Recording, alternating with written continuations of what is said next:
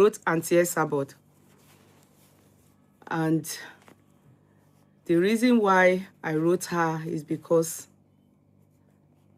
I got to address something. And I think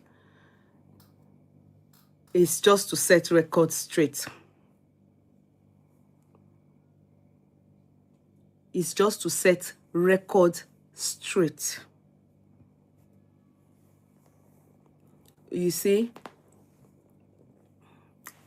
two things, Auntie Esabod, is this. Wọ́n ní bíbí ire kò ṣe fowó rà. Bí a bí ni kò tó ká tún ara ẹni bí. Tá bá bí ni kò tún tó ká tún ara ẹni bí. If there's anybody to subject me to insult upon injury from all this nuisance tó wà lórí social media, it is you. It is you. And I thought maybe we've gone past that. We have started celebrating each other. You are forgiving yourself.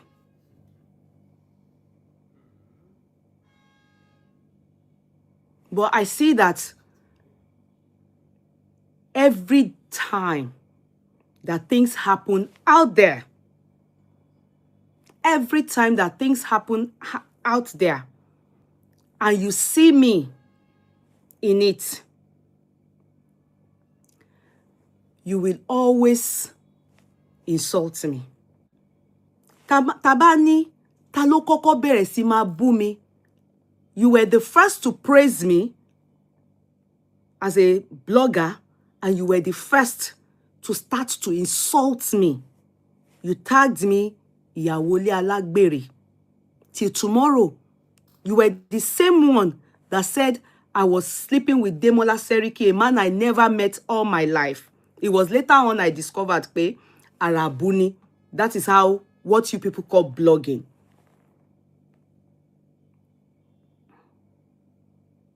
But on this Farida's case, I won't take it. No, no, no. I am not going to take it.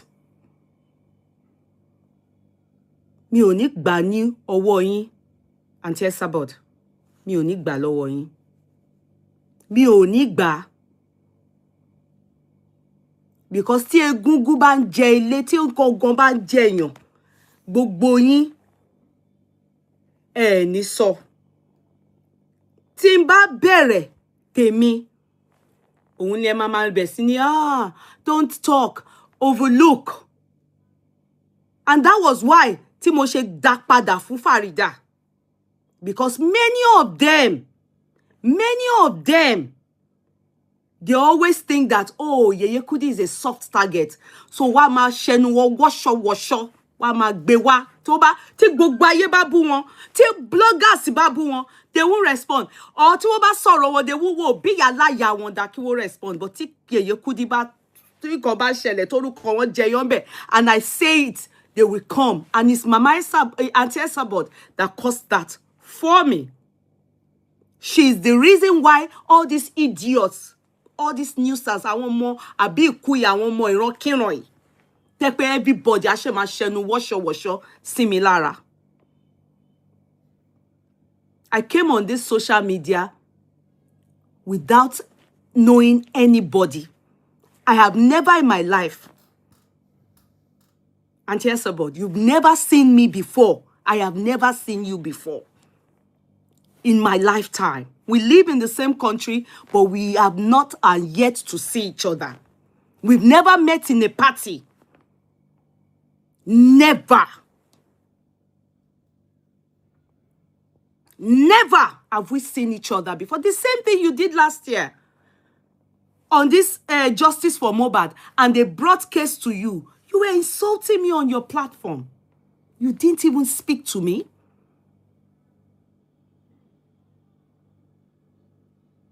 You didn't bother. And I'm still waiting. Mo ṣì ń dúró I am still waiting for you to come out and tell me why so much insult from you. Mo yìí ń dúró. Mi kọjá àyè mi rí. Mi kọjá àyè mi rí. I set boundary. Mi ṣe familiarity pẹ̀lú nobody. Bí mo ṣe wà yìí, mo dá dúró ni on this social media. Mi ò bá anybody ṣe, mo farms anybody, mi bá anybody ṣe. Kíkí ni. I was thinking pé we've gone past. Nígbà tẹ́ ti wá sọ lórí platform mi pé oh àwọn báyìí ló tì yín sí kẹ́ máa ṣe bẹ́ẹ̀ yẹn sí mi. Àwọn ló wá bà mí jẹ́. And I expect that there's peace. I think that we should have peace. Mo ti try in all ramification to show to all of you that no, I met you people on the social media and it all ends on the social media. We don't have any relationship outside the social media. Never. And that, I think that's good enough respect, see, that we can give to each other. Now I'm going to play what I got. You all remembered few days ago, I think that was before my birthday, when the lady that burnt my hand and turned it to this black coat I'm wearing, Farida, when she went and was cursing on me because orúkọ ẹ̀ jẹyọ lórí ọ̀rọ̀ Àṣàbí Ọlọ́ṣẹ, she and kí lorúkọ ex-wife K1, you know, I've forgotten her name. You people remind me. Yeah? Model. And I spoke on it. Which all of you, Auntie Esabod, you do the same. We all talk about things like that. And in fact, Farida, bare minimum, I didn't lay emphasis on Farida. So it was already that, of course, what you must have stuff soft targets lẹ́ni yẹn ló bá kó fún. Àwọn tó ń gbé ṣépè. I played the chat. Àwọn tó ń gbé Farida ṣépè òun àti Emmanuela orí TikTok. She didn't go for them.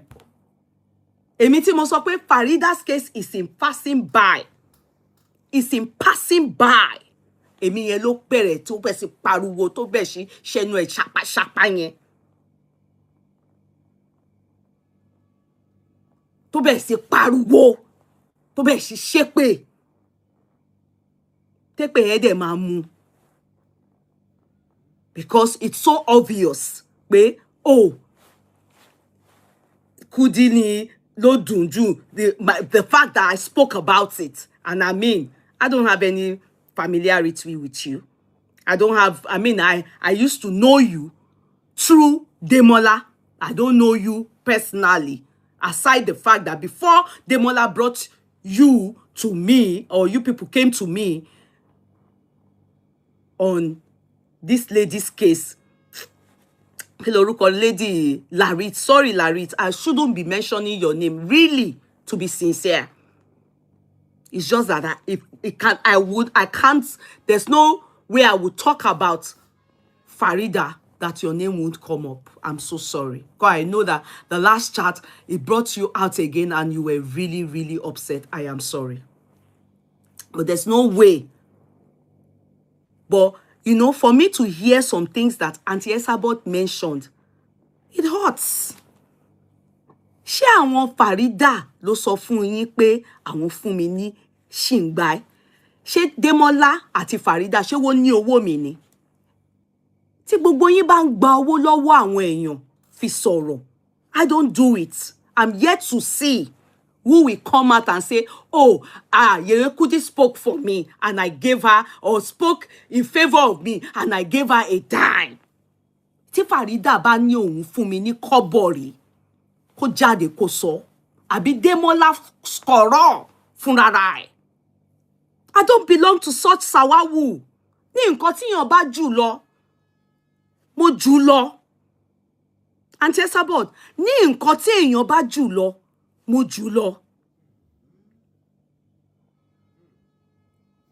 Tí gbogbo yín ò bá realize pé ọwọ́ díẹ̀díẹ̀ òun lára ń fẹ́. Bí mo ṣe accord gbogbo yín ní respect. If I see pé ìwọ ò fún mi padà, máa dá padà.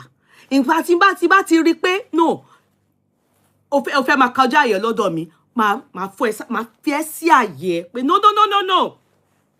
I don't want it. Because chat yín, mi ìmọ̀jọ́ tẹ ṣe chat yẹn. Ẹ jẹ́ n play ẹ̀ fún yín, kí n dẹ̀ fún yín ní response. Mo tún bá yín, mo recap fún yín. I took you back to 2000 and whatever. You started.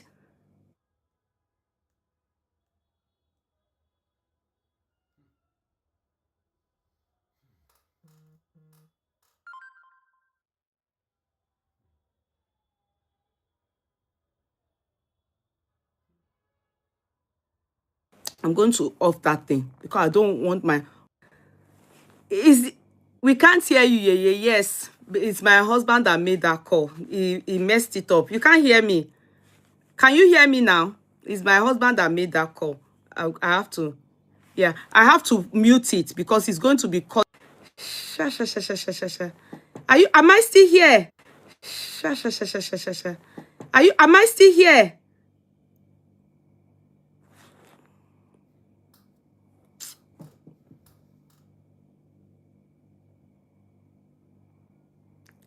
Am I still here? Am I still here?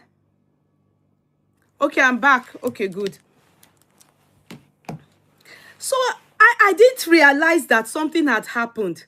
You know, I just got a tag and I saw this lady. We celebrate each other. I think she's I think the lady is even in Auntie Esabod's team. I don't know. You know, there's teams everywhere. Bebodie. So I saw a tag from her. You understand?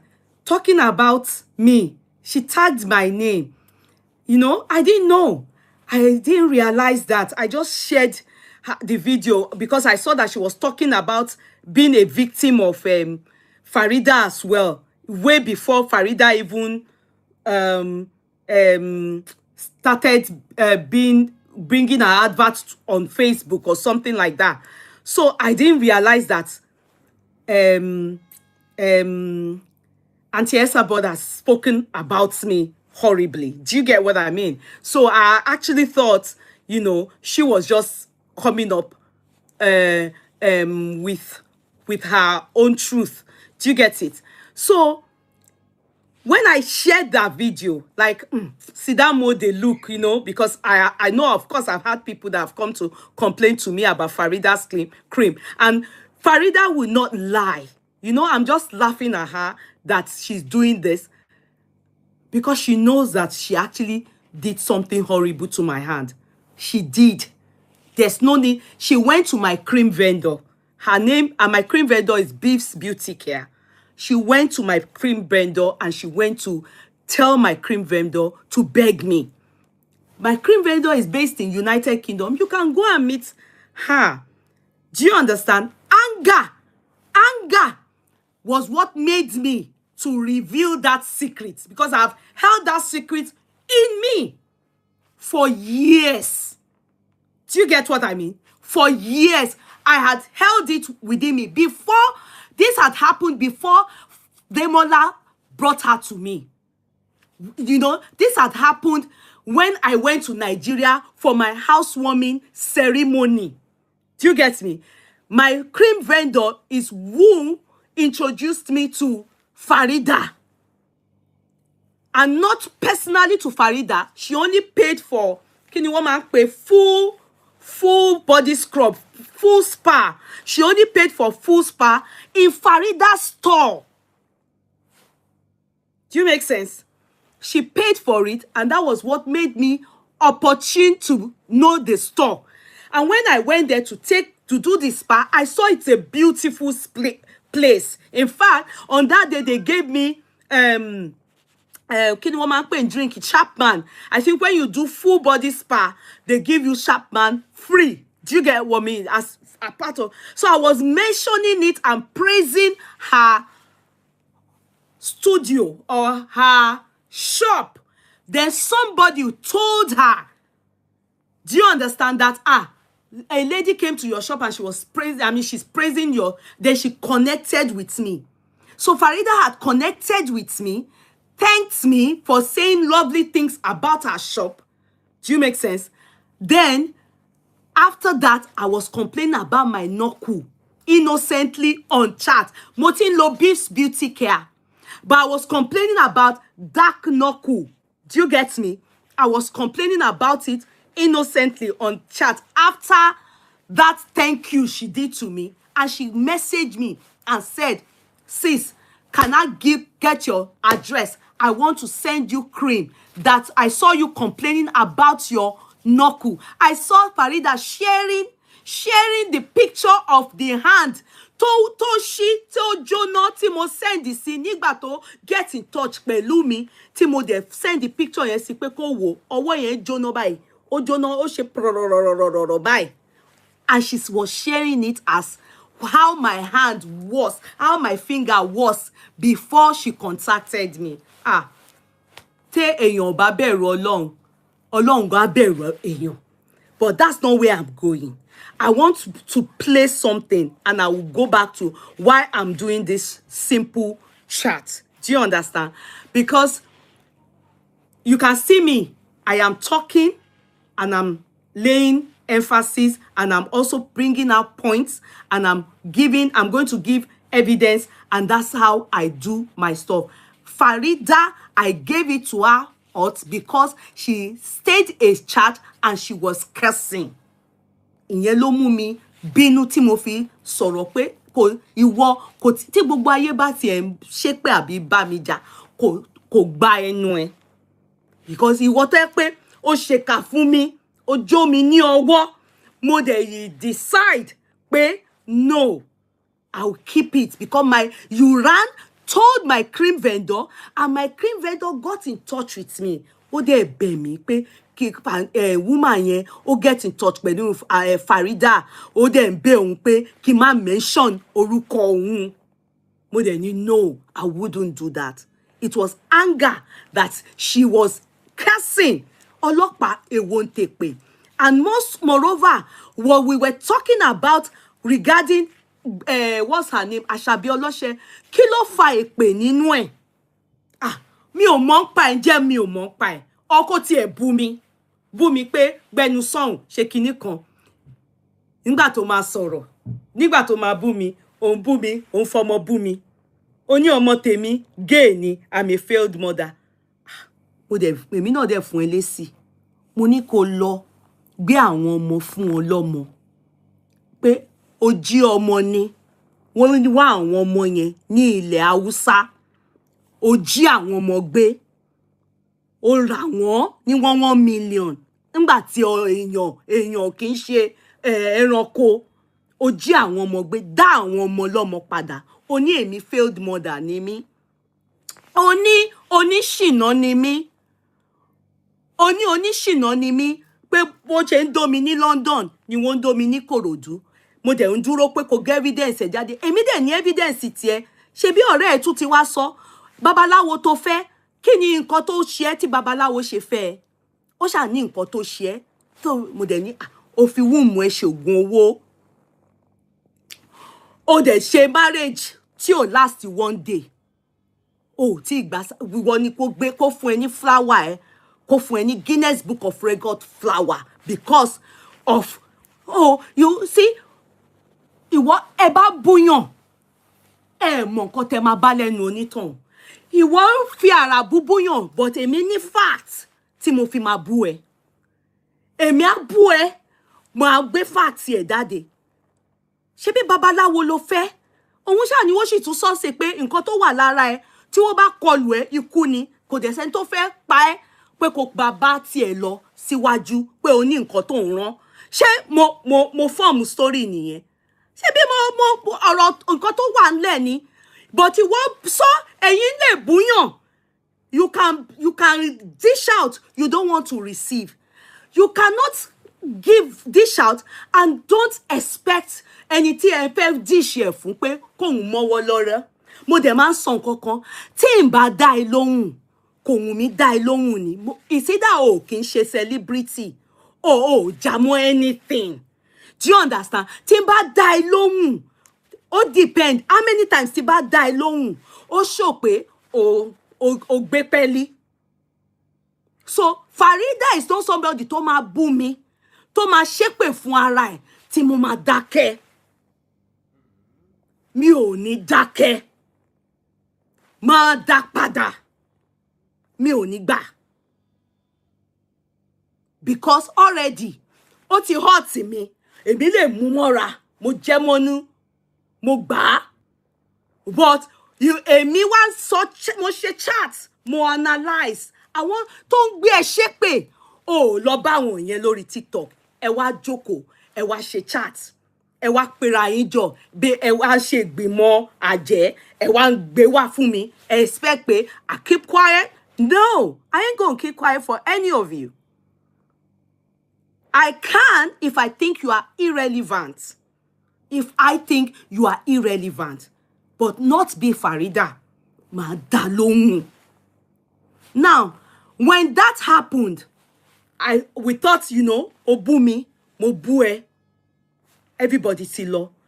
Now, Auntie Esabod, which I will still say, on this social media, she is the one that started abusing me foremost. Tẹ́ bá gbọ́. In fact, I was one of the people she started using as on her YouTube. Sometimes when I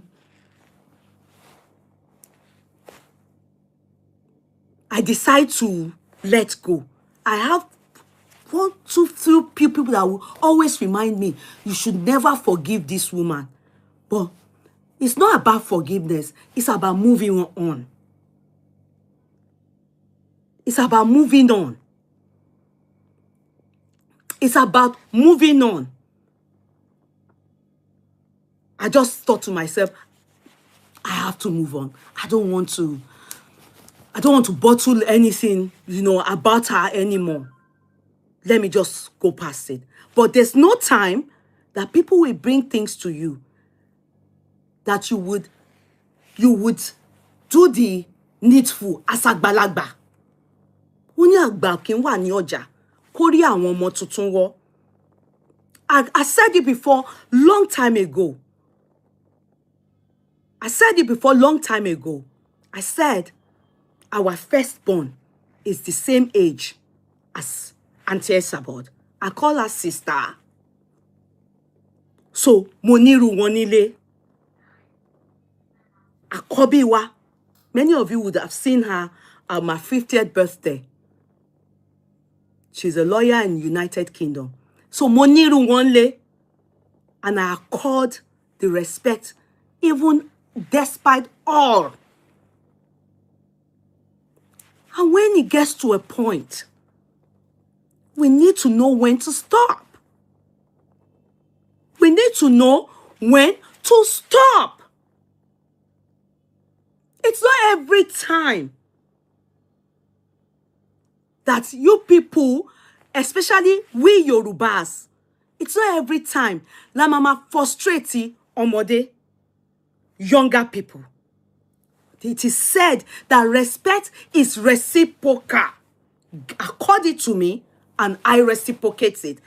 I give it to you, you give it back to me. If I don't come your way, I don't see any reason why Auntie Esabod will start again. She did it during Justice for Mohbad. That's how they went to her, and she kept insulting me. And I said it here that day. I said, I don't know why she's doing that, but is it okay? What if I start to do that to her? How will she feel? Even though àwọn tó ń ṣe tó ń dá padà fún many of you people, àwọn lè máa ń respect, because you know they take no bullshit from anybody. But me, because I decide, no, I will pick and choose my word wisely. Eko wo mi, eko wa, eko ma tasi mi, eko ma insult me at your own will, anyhow, and it's not good. It is not good. It is not good.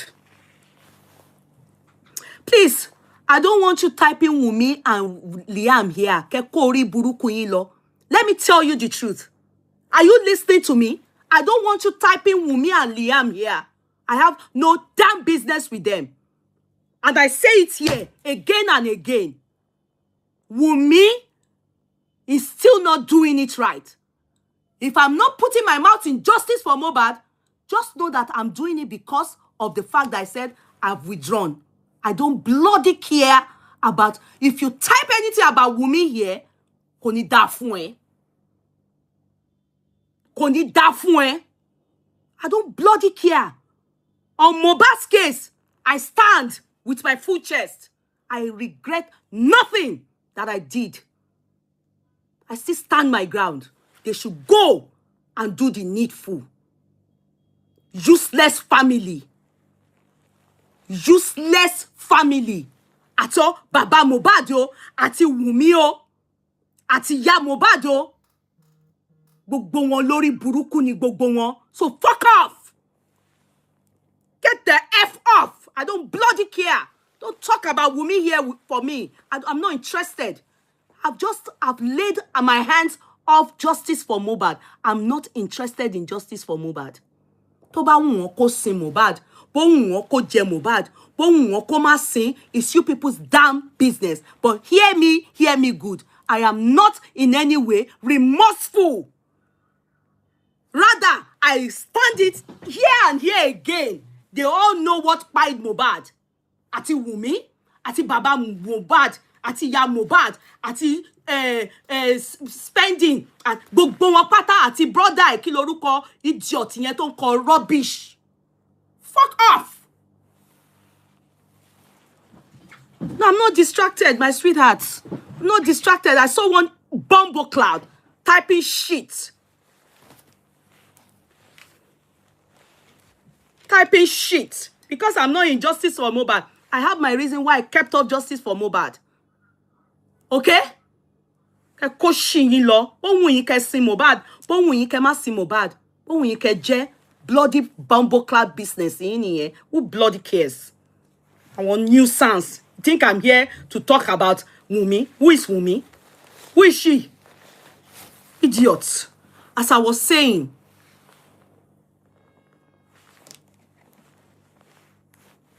àti mo rí idiot kan tó fẹ́ máa sọ̀rọ̀ Wumi bí báyìí ni. Ṣé mo title chat mi lórí Wumi ni? Àbí ẹ fẹ́ kúrì ni? Àbí ẹ ń ṣi èrè ni? Bó lórí burúkú ni gbogbo yín pọ̀ ni. Tí bá ń wò yín torí mò ń wò yín ni na. Torí mò ń wò yín pé kí ló kàn mí. Bó wù yín kẹ́ sin Mohbad, bó wù yín kẹ́ má sin Mohbad, bó wù yín kẹ́ pa, kẹ́ tútù lọ kú kọ́ tó pa lọ́nà ọ̀run, bloody business yín ni. All of you are the same. Àti Wumi, àti Baba Mohbad, àti Ya Mohbad, olórí burúkú ni gbogbo yín pọ̀. Ẹ̀yin lẹ pa Mohbad. Useless family. Àwọn olòṣì.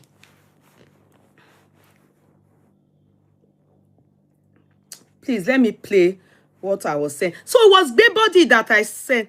Baybody, I thought you are Auntie Esabod's team.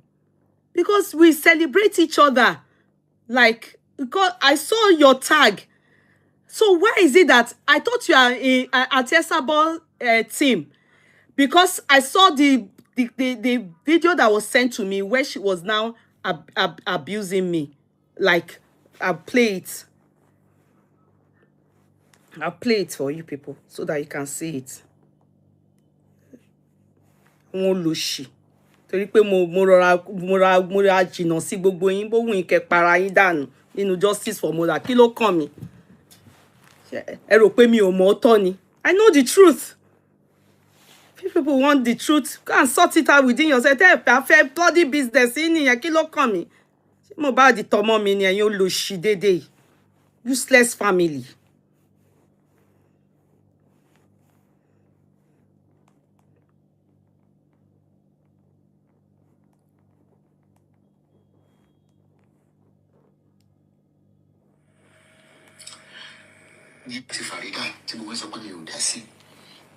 Okay. Okay, can you people hear? This is Mama Esabod. Wait, one moment. This is Mama Esabod, and this was the video that was sent to me. And I'm going to play it for you people to hear it. Okay? This is Mama Esabod.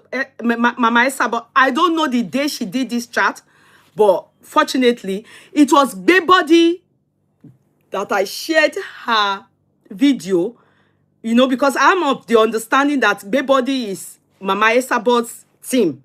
That's what I'm of the understanding, but I don't know. But and that's why I'm asking her. Didn't she see her Mama Esabod? I mean Auntie Esabod abusing me? Didn't she? Okay, I'm a bona fide Odo Nation. Says, oh really? Ah, all right. So you've let okay? Are you Odo Nation? Oh, I didn't actually know, for real. I thought. But were you ever in Auntie Esabod's team? Were you ever there? Were you? Okay, let me play it for you people. So, okay.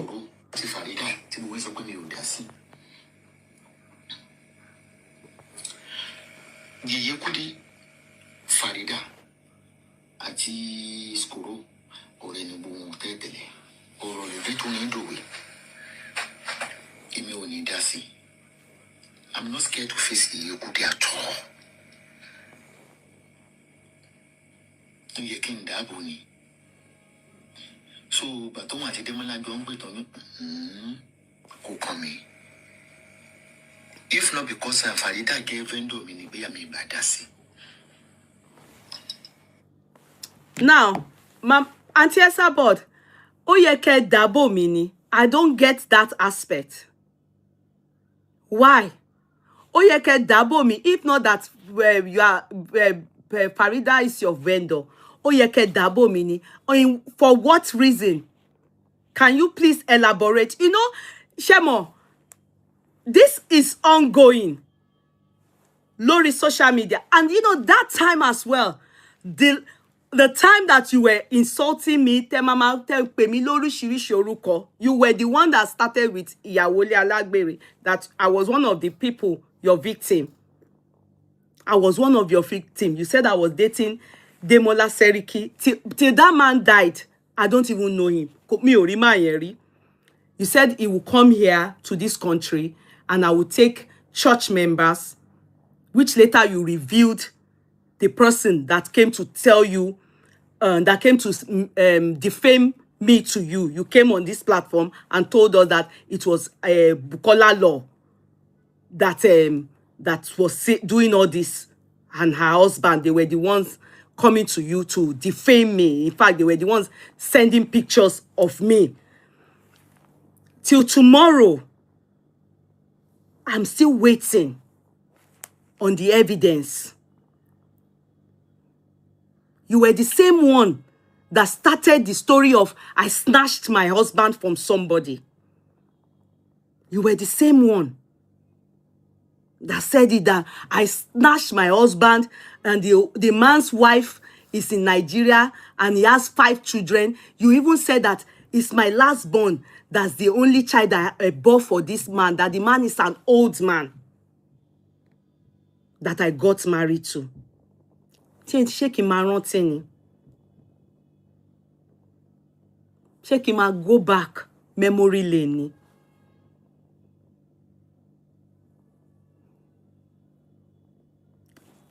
Even at that, because gbogbo yon mọ nǹkan tó bẹ̀rẹ̀ fracas, that was the beginning of fracas.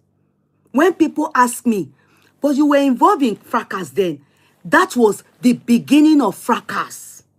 Nǹkan tó bí fracas nìyẹn. That was the beginning of fracas.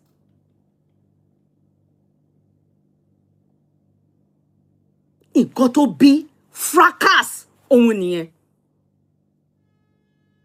Fracas tí gbogbo wọn ti wá join lẹ́ni. Èmi dẹ̀ believe pé ó máa ń rẹ̀jà. Woda City. Uncle Kola Olóòtú dá sí. A lot of people dá sí. But I just find it that, okay, ẹni tó ó bá ṣe, ẹni tó bá tí èèyàn bá lè bá ṣe ni èèyàn máa bá ṣe. Ẹni tí èèyàn bá lè bá ṣe, olúkálùkù day your day.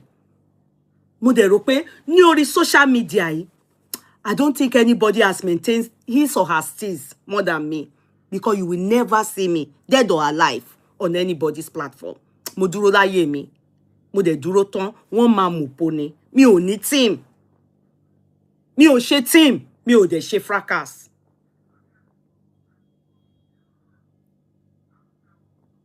Mi ò ní team, mi ò dẹ̀ ṣe fracas. Mo dá dúró ni.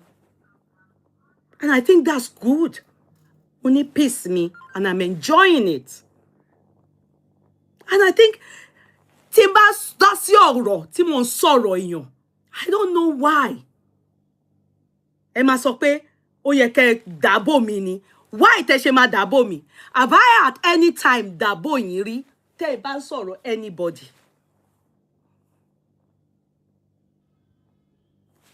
Have I? Because I keep wondering why many of you do that.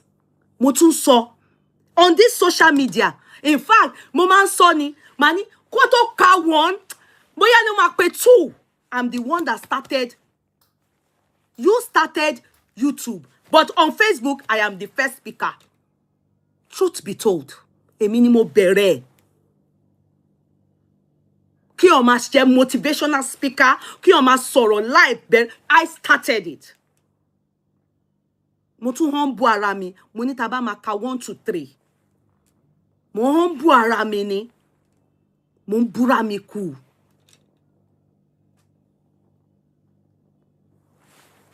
So, if all of you can do analysis, if all of you can see, if all of you can talk about issue, if you call yourself a blogger, and I call myself analyzer, a critical analyzer, and I analyze stuffs, so why would you dabo me? As in, why? It's been ongoing. Mama saw. Auntie Esabod, you are the reason why the disrespect Timothy Nini or social media, you caused it. If I am like you, Timbani kin wuwa, bí nǹkan tí ẹ̀yin ṣe, kò ní tán, mama bú. But no, I chose not to go that route. Not because I'm scared, but because I don't have time. And I love my peace lane. Mo máa ń gbádùn ẹ̀. I love my peace lane. I love my life. I love everything about myself. I love everything about myself. Tí mi ò bá tọ́ yín, sometimes even when I make reference to what you talk about, I will say it. Yeah, I heard this. I saw a show. Auntie Esabod even said this. I've never. But you, when they say something, you do not do your due diligence investigation or in clinical journalist that you say you are, and you will just you will just decide to start insulting me. I don't get it. I don't get it. I'm still lost, and I'm wondering why. Let's continue to listen. Because I will answer her on each one.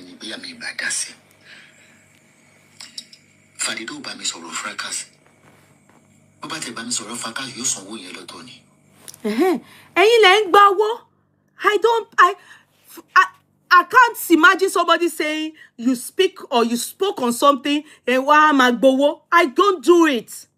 If you've ever paid me, I have done cases where I will bring the case. I remember kí lorúkọ Omijé Olúwa, the one particular case that happened. Some people were saying, oh, I was paid. Please, get in touch with those people. Even at a point, remember they said, what's the name of this guy? Elegushi paid me for justice for Mohbad. I'm still waiting. I am still waiting on those of you that have paid me. Please don't hesitate to speak up.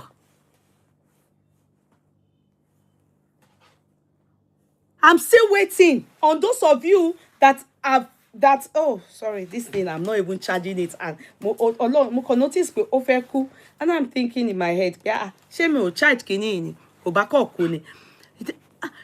I'm still waiting on many of you.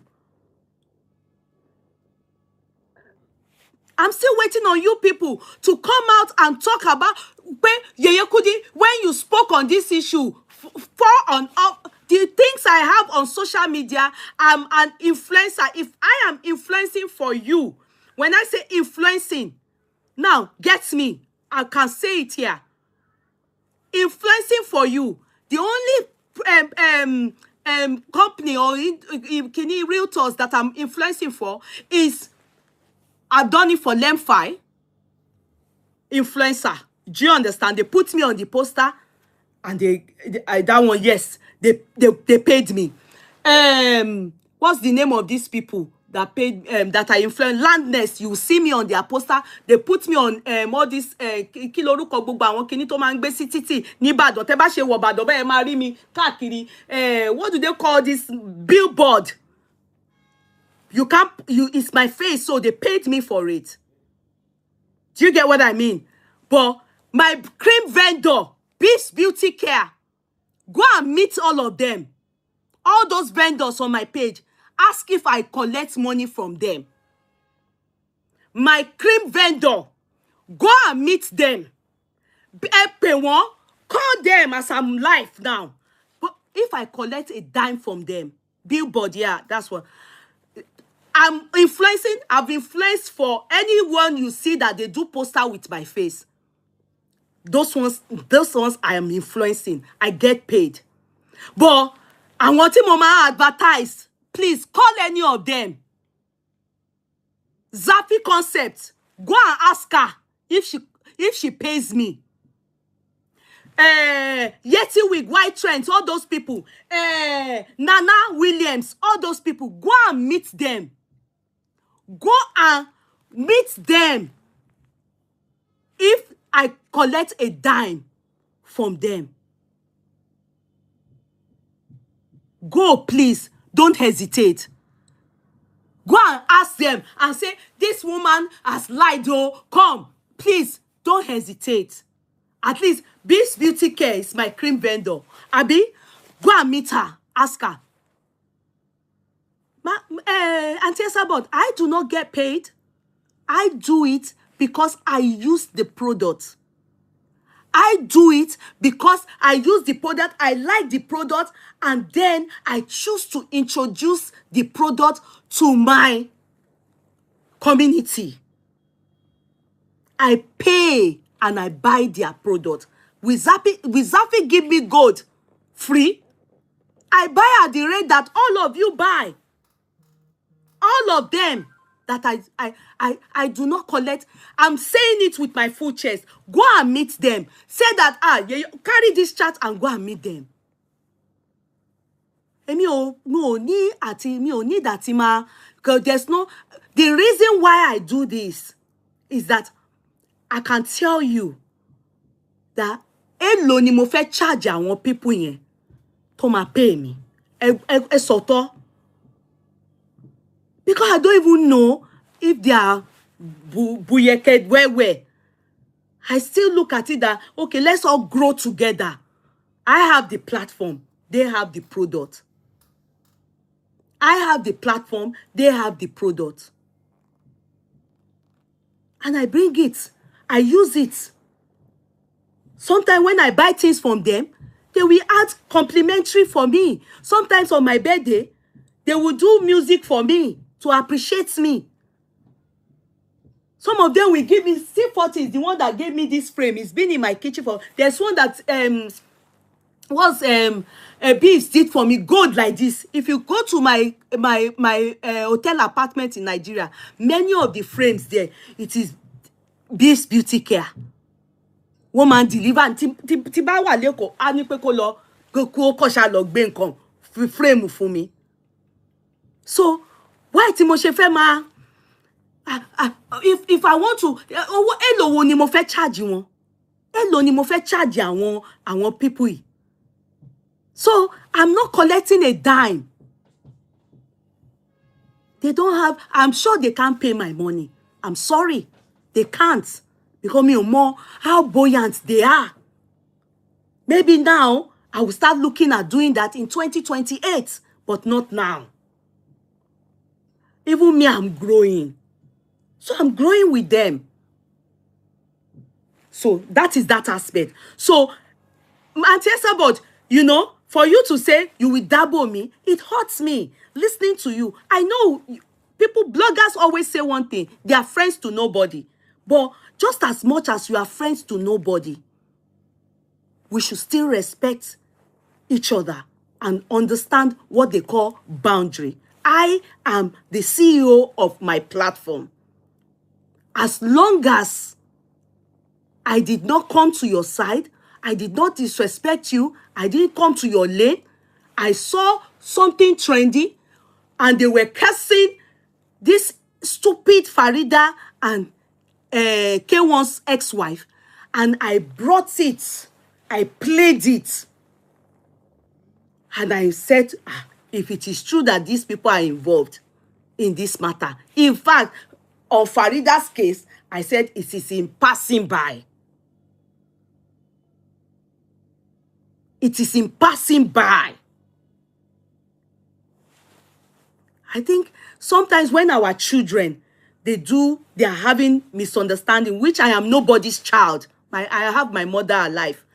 When people, you know, we see things like that, we should, at least, if we want to be mediate within them, between them, we should mediate fairly. Mediate fairly. Mediate fairly. And if you don't want to mediate, if you say you will dabble me, you will shake in, and I'm thinking,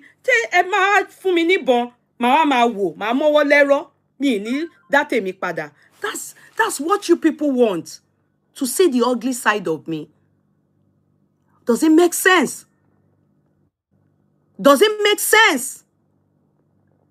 So teba babe ti dabble me, mawa mowo lero, mo ni sorrow. It doesn't mean that because, oh, you people hear me saying, I don't want to do fracas, I don't want to be involved in fracas. It's because I'm still saying, I don't want to be involved. I don't want to have business with anybody doing fracas. I don't like it. Because, to me, I don't know how you people cope. I can't. I love my peace of mind, and I need my brain for many things. Mo fi brain mi, mo fi ṣe ìyàwó, mo fi brain mi, mo fi ṣe ìyá àwọn ọmọ mi, mo fi brain mi, mo fi ṣe business oríṣiríṣi. Mo dẹ̀ tún lo brain mi, mo sì fi ṣe ọmọ èèyàn, because ìyá mi arúgbó ni, ó sì wà láyé. So I need all my brain. Bẹ́ẹ̀ dẹ̀ ni mo tún lo brain mi fún ara mi, fún ẹ̀mí ara mi. So I don't know how you people cope. And that's none of my business. I don't even care.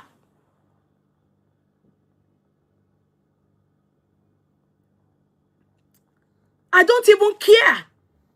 Are you people making sense from every explanation I am giving? Now, let me continue with what Auntie Esabod did. You know. Let me go back to Auntie Esabod's video. I'm sorry.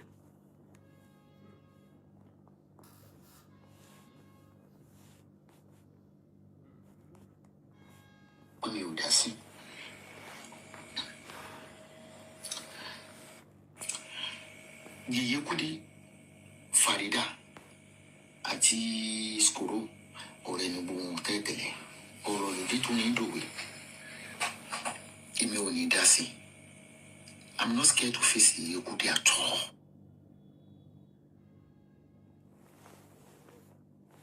Kudi at all. Yeye kin dabuni. So, but don't want to demolish John Briton. Who come? If not because Farida gave vendor me be a me badasi. Farido by me sort of fracas. But the bands of fracas use on Yellow Tony. Leverage. Fin Madunia. Get book market. Go to country. Subscribe. Save to watch later. Kusinkaka. Mi ò lè dá sí. Mo ti ń tí mo kọ̀ lè sọ pé Kudi ọwọ́ ẹ̀ ti jóná ní gbogbo ìgbà tó ń ṣiṣẹ́ lábẹ́ orí ògbàdé ẹ̀sìn ògbàlẹ̀ kan. Now, Auntie Esabod, I'm not going to correct you anymore. Even the person that you are calling the name, whatever you gave her, can never say I worked under her. Ṣé gbogbo wọn fẹ́ jí ni? Work under who? I was never working under anybody. You people have been saying it. And I can never. Nítorí pé kí ni igi mú báyìí, ó jìnnà sí ojú, igi mú ó jìnnà sójú. Work under who? Work ẹ̀yin gan tẹ́ ṣe dàgbà tó yìí, mi ò lè ṣiṣẹ́ lábẹ́ yín. I'm a boss. I don't need to have a team. I am a boss. Mi tí rí anybody tó máa sọ pé mo ṣiṣẹ́ ní abẹ́ ọ̀hún, èmi Kudi owó. Níbo, nígbà wo, lọ́dún wo, èmi. Please, tó bá yẹ pé yẹn ẹ fi fẹ́ fi máa ridicule àwọn tí yín, ẹ má ṣe bẹ́ẹ̀ yẹn mọ́. Ẹ stop it. No. Stop it. Stop it. Don't do that. Ṣé lọ ṣiṣẹ́ lábẹ́ ta ni? Nígbà wo? Lọ́dún wo?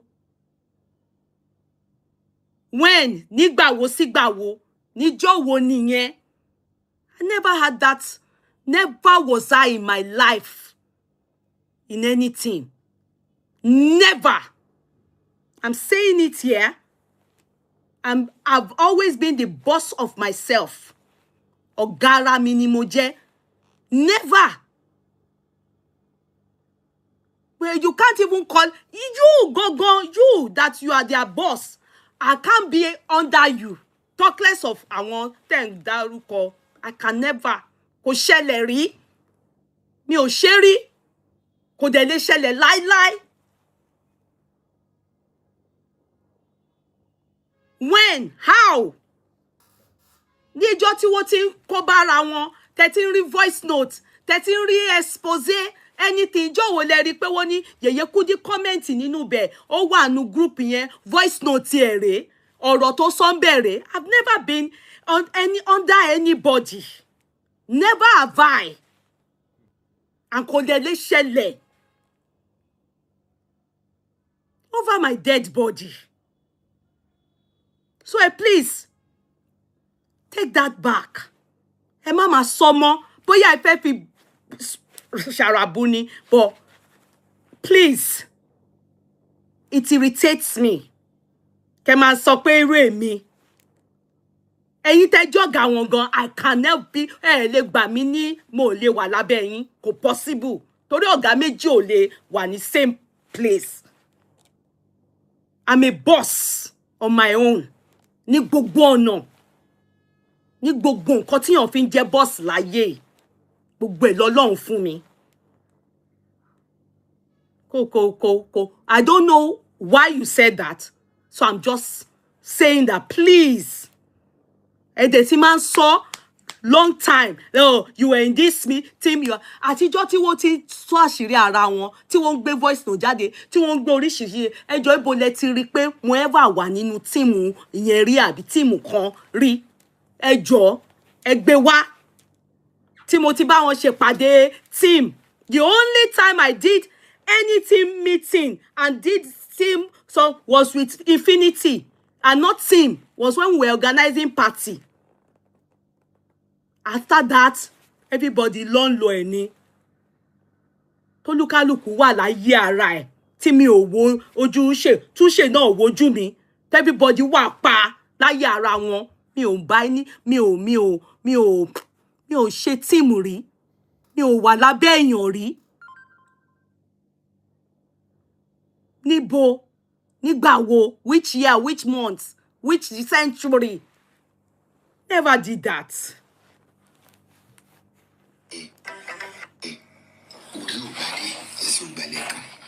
HIV son.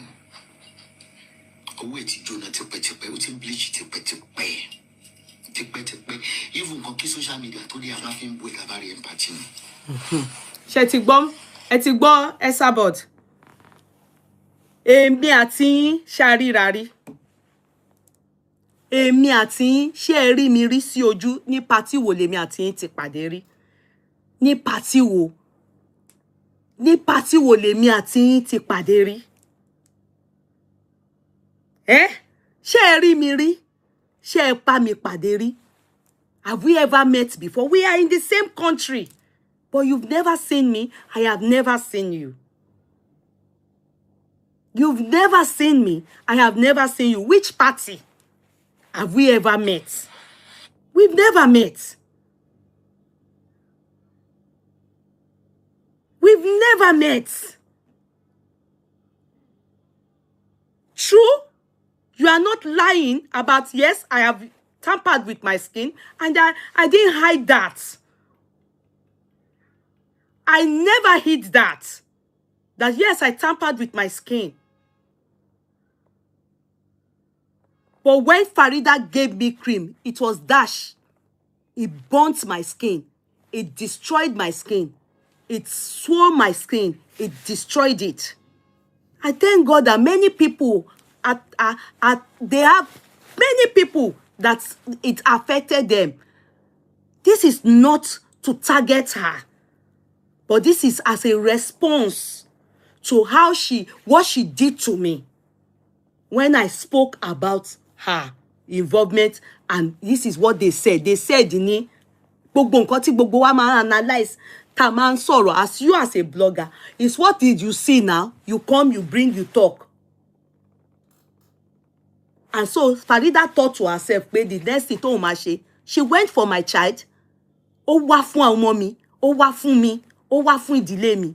And so you people expect me, ó tún wá ṣépè, kí n wá dákẹ́ kí n máa wò, tí mo mọ̀ pé ó ti jó mi ní ọwọ́ rí.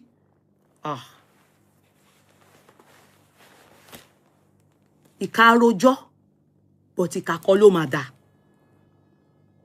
Ìkà àròjọ, but ìkà kọ́ ló máa dà. Why do you people, you want to dish, you don't want to receive? You want to dish, you don't want to receive. Ìwọ tó sọ pé mi failed mother. Ṣé ẹni tí ò bímọ, ó ń pè èèyàn kan ní failed mother. Ẹni tí ò bímọ, ó ń pè èèyàn ní failed mother. Ìwọ tó sọ pé mi aṣẹ́wó, tó ń pè mí ní aṣẹ́wó London, aṣẹ́wó Ìkòròdú.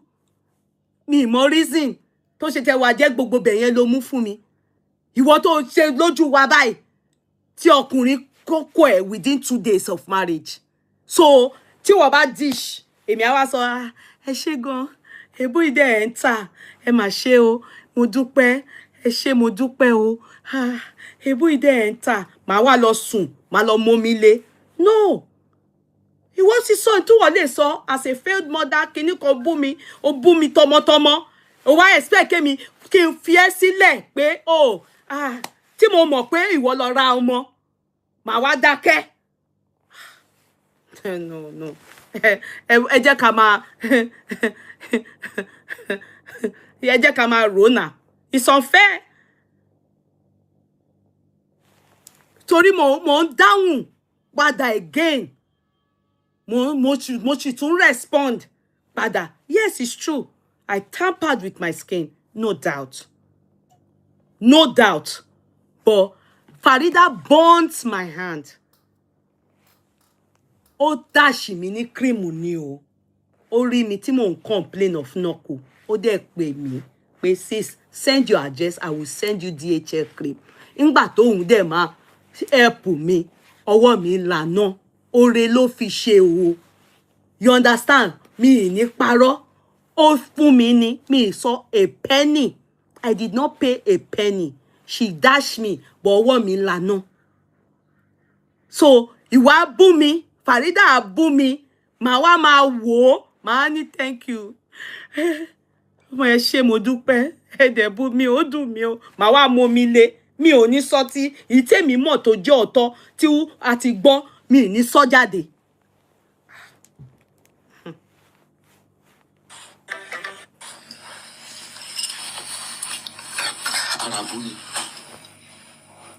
Báwo lẹ ṣe máa sọ pé àràbù ni? Did you ask me? Did you ask me? So you believe Farida, which is okay. It's okay. But ẹ ṣe believe yẹn, it's better that you people keep it within yourself, not to an extent that you will now start attacking me. Ẹ máa ma ṣe chat, ṣé mọ̀, it's not good. Èmi kọ́ ni mo máa sọ̀rọ̀. Tí ó máa dàbí pé mo ń bú àwọn sister nílé, kò mo ní ẹ̀gbọ́n, mo máa sọ àkọ́bí wa and you ẹgbẹ́ nìyín. So, mo dẹ̀ mọ̀ pé many people don't like it when I accord that respect. They expect me to give it bumper to bumper. I won't do that. I won't do that. I know a lot of you do it to me. Mo máa jù yín lọ lọ́jọ́ orí, but ẹ máa bú mi. Bó ṣe kọ́ yín nìyẹn, bá ṣe bí yín nìyẹn. I won't do that. But nevertheless, respect, Auntie Esabod, is reciprocal. Ẹ má bá fi nù mí, mo mọ̀ jẹ. It's not good. Don't provoke people to an extent wo ma shiwawu. It's not good. It's not good. Don't provoke people. Ó yẹ kẹ́ máa wò pé lady yìí tí wọ́n ń pè ní Kudi, ó máa ń maintain lane ni. Kò kọjá ayé lọ́dọ̀ mi. Bẹ́ẹ̀ ló bá yọ á fún mi, bí ó yọ olúkálùkù wà pa lọ́dọ̀ ara tiẹ̀. Ṣé mi máa ń bú yín bí ni? Àìmọye ìgbà. I remember one boy. Kí lorúkọ boy yẹn? Kí lorúkọ boy yìí tí mo rí tó ń bú ọmọ yín, tó dàpọ̀ date ọmọ yín? Kí lorúkọ ẹ̀ tó wá sí platform mi ńjọ́ kan? Because I don't understand how many of us reason. I've forgotten that guy's name. Starboy. Go and meet that boy. He came to my platform on TikTok. The moment I realized he's the one, I told him, no, Starboy, I'm not going to allow you stay on my TikTok because of what you did to Auntie Esabod. You're not meant to do that. Did you even hear? Did you even see? Am I supposed to do that for or to you? No. Because if I'm to think of how you've treated me on social media, I would just be in support of everybody that messes you up. But no, I said, you are not supposed to do that. It's totally wrong of you. And that's the first time that boy will come on my platform. And he was pleading and saying, Auntie Mode, sorry, I didn't mean it that way. I was angry because of Justice for Mohbad. She came for me and said, no, don't do it again. Don't ever use your platform or your page to insult her again. Do not ever, ever. And he said he will never do it again. I think you didn't tell me to do that for you. You never told me to do that for you. I corrected him.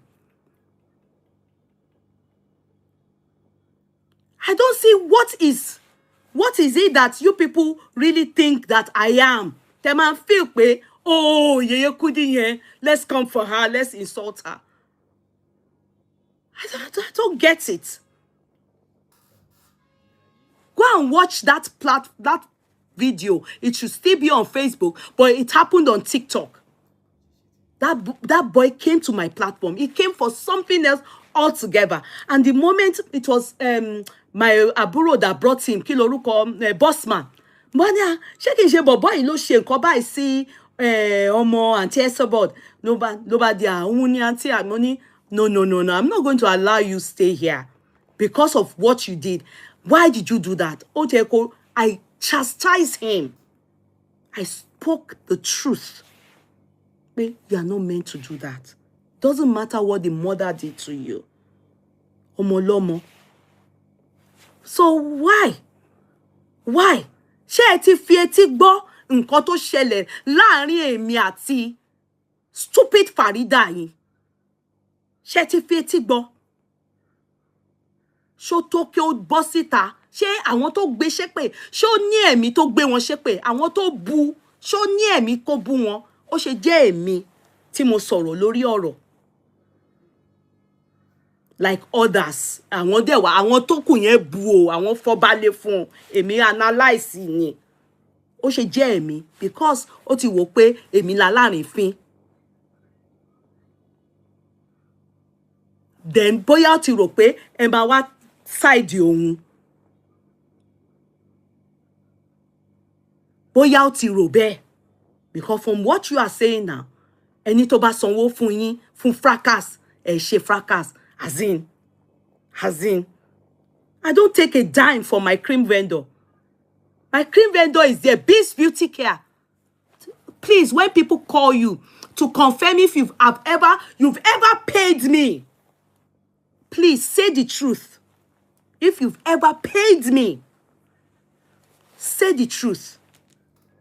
About a dime. It's not every time you come and be saying all those things. Because I don't owe you people that explanation. I choose to help whom I choose to help. I choose to help whom I choose to help. Ìgbà táwọn ọmọ yẹn tí wọ́n bẹ̀rẹ̀ business wọn, tí wọ́n bẹ̀rẹ̀ sí fẹ́ máa gbé mi sórí billboard. That was when I said, you are making me an influencer. You pay for my face. Owó tó ojú tó pawó ló gbọ́dọ̀ wà lórí poster.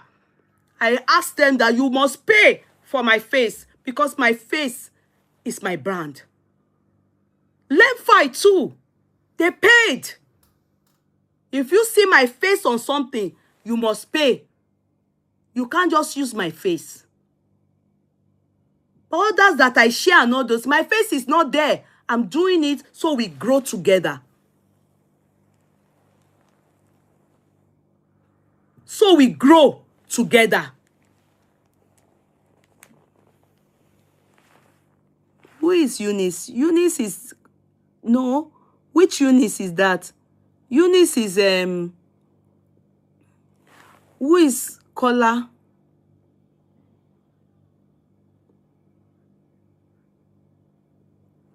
Kola, are you looking for trouble? What happened? What happened? Kola, what happened? What happened? What happened? I'm so confused. Kola, you are insulting people. Kola, you are insulting my court clerk. Ha!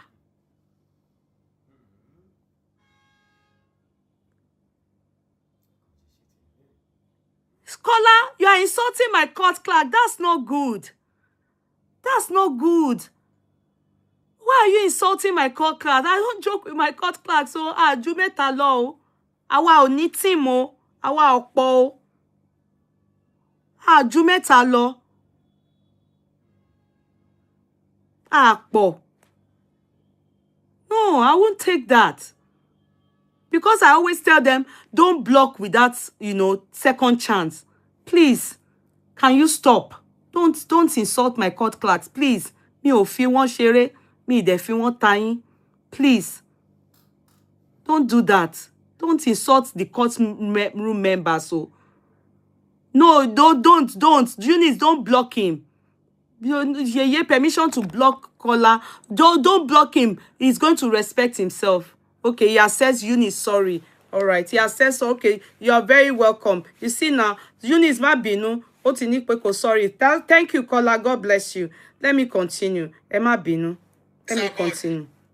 Emma Bino, I got interrupted.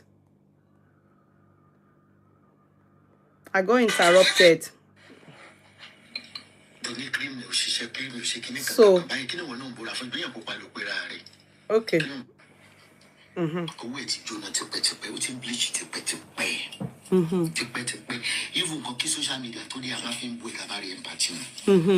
Shetibo.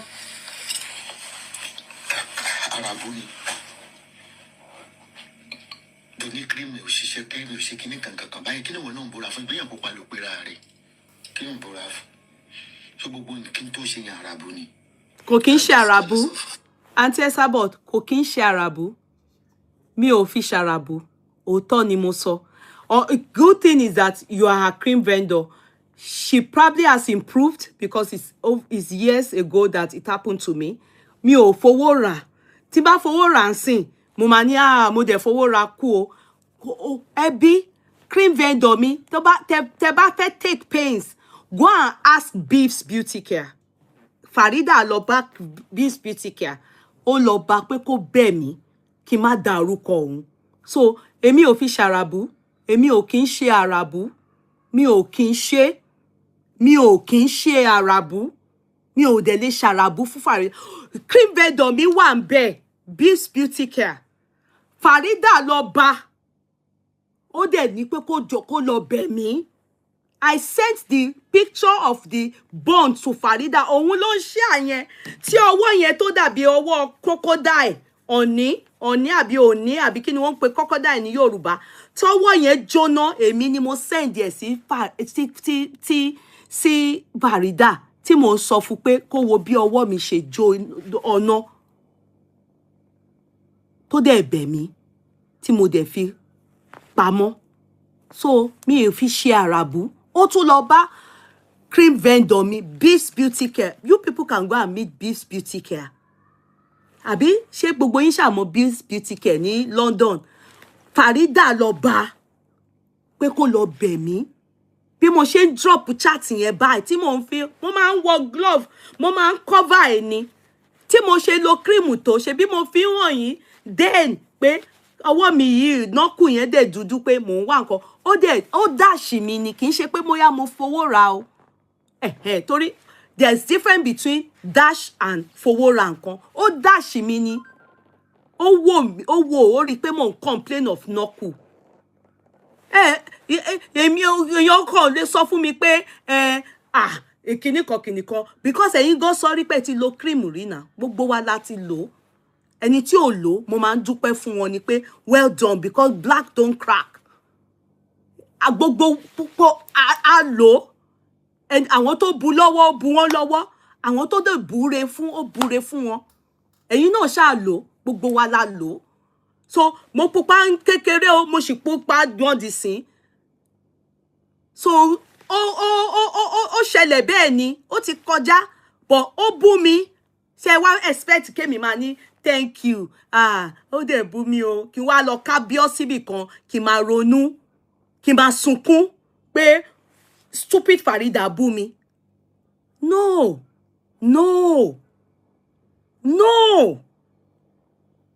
Ó ṣe ojú òkúta, èmi náà dẹ̀ ju ògúlùtùbà, but èmi ò ṣàràbù ẹyọ kan ṣo báyìí. Mi ò fi Arabu kan bu.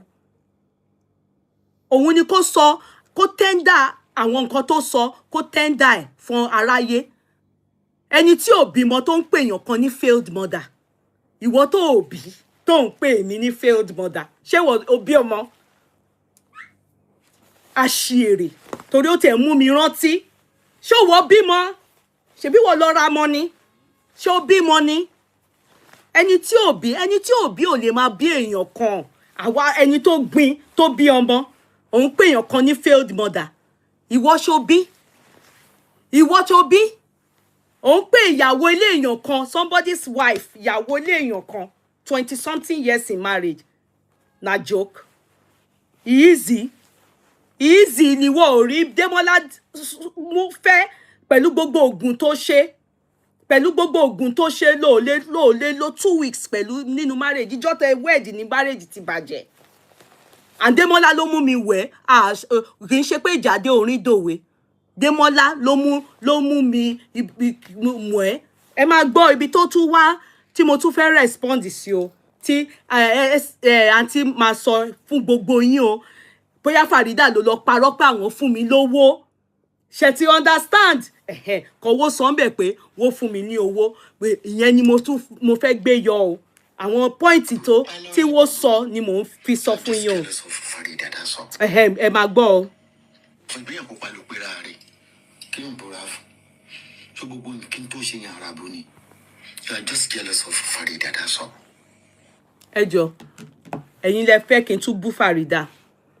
Jealous of Farida fún kíni?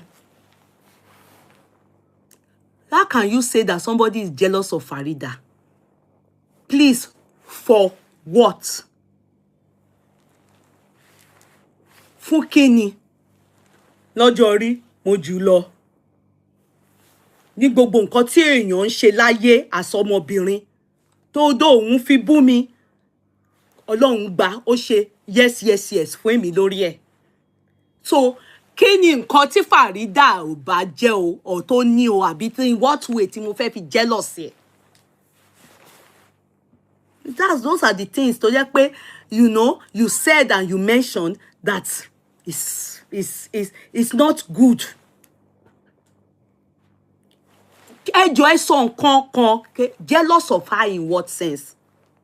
Kò sí nǹkan kan tí Farida, ṣé Farida tó ń ṣe bí Teletubby níjọ́ wedding ẹ̀, gọ̀ǹgọ̀ṣú, èjìká, ṣé irú yẹn ni èmi máa jealous of? Ẹni tó jẹ́ pé ní the whole of Nigeria, the whole of West Africa, the whole of the world, in the world, when èèyàn ṣe wedding láyé, kó má last, Farida ló gba Guinness Book of Record here. We can talk about Slim Tea. Yes, we can talk about it. We'll talk about it when I'm done. Don't distract me. Tejo, can we talk about, you said jealous. How can you say I'm jealous of Farida? Hey, ẹ gbà mí o. Why would I be jealous of her?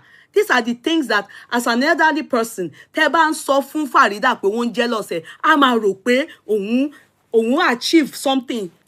In fact, Farida is a failure. She's a failure. A failure in all ramification. Ní gbogbo nǹkan tí obìnrin fi ń jẹ́, wọ́n mú yes. Òun mú no. F9 ló mú ní gbogbo ẹ̀. Nígbà tó bá fẹ́ fọbalẹ̀, ó tún lọ jí ọmọ, ó lọ ra ọmọ ni. Nígbà tí wọ́n tún máa wá sọ, wọ́n ní àìsàn wà lára ẹ̀ ló fi fẹ́ babaláwo yẹn. Àìsàn ló wà lára ẹ̀. Pé táwọn bá lọ, tí ó bá bàjà sí, ó máa kú. So, káwọn má bàjà torí nǹkan tó wà lára ẹ̀ tó nurse. Wọ́n ní tóun bá mọ̀ ọ̀rọ̀ sọ, kó rántí ẹni tó mọ̀ gbọ́. Sọ̀rọ̀ rántí ẹni tó mọ̀ gbọ́. Because you can't determine my reaction. Jealous of who? Jealous of kíni? Ẹ sọ nǹkan tí mo fẹ́ fi ní gbogbo nǹkan tí obìnrin ń ṣe láyé. Ẹ jọ̀ọ́, èwo ni Farida mú yes inú ẹ̀? Gbogbo F9 ló mú. F9.